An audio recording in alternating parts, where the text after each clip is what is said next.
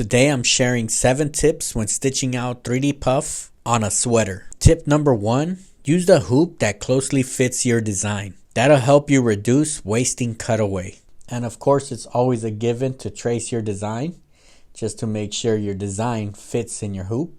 And tip number 2 is to cut your puff to a size closely to your design. And this also minimizes waste. And we definitely know that 3D puff can easily get expensive real quick. Tip number 3 is to use masking tape to tape your puff, and never use your bare fingers when the machine is stitching out. And here I'm going to let the design stitch out.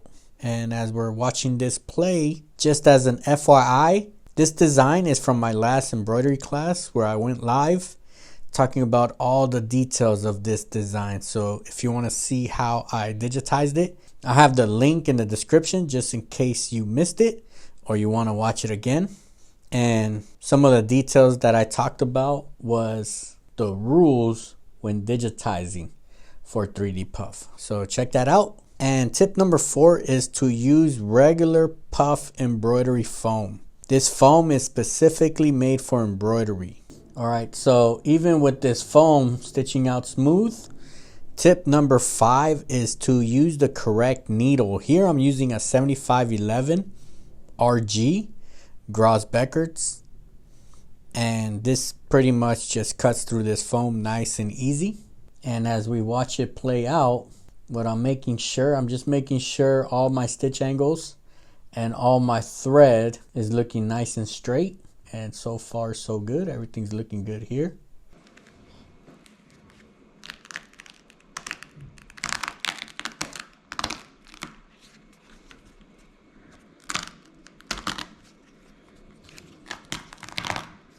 And tip number 6 is to carefully pull off the foam. And when it's digitized correctly, as you see it here, this foam should just come off nice and easy. And then these little small ones, you can just use the tweezers to kind of get these little small ones out. And I like to keep it in the hoop while I'm taking out the foam, just so the garment stays nice and straight. And when you're using the tweezers, just be careful that you don't pull any of the threads.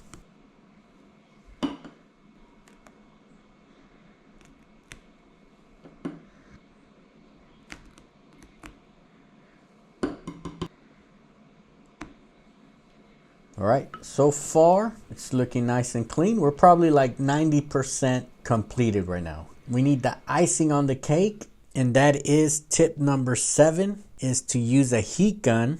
Right here I got a very basic Black & Decker, and it has 2 speeds. It has a low and a high, so I'm gonna start with a low and then gradually move to the high real quick. And really, you just want to have quick movements. You don't want to keep the heat gun on the garment too long, or else everything's going to burn out. And bam, the cleanup looks good here. And I'm just going to move it at different angles and make sure I don't have any loose threads or any looping or anything that looks out of the ordinary. And of course, we don't want any foam to be sticking out. So you can see here, we're looking real good. And this is the final outcome. We're looking nice and clean. All right. Thank you for stopping by, and I'll see you on the next one. Peace out.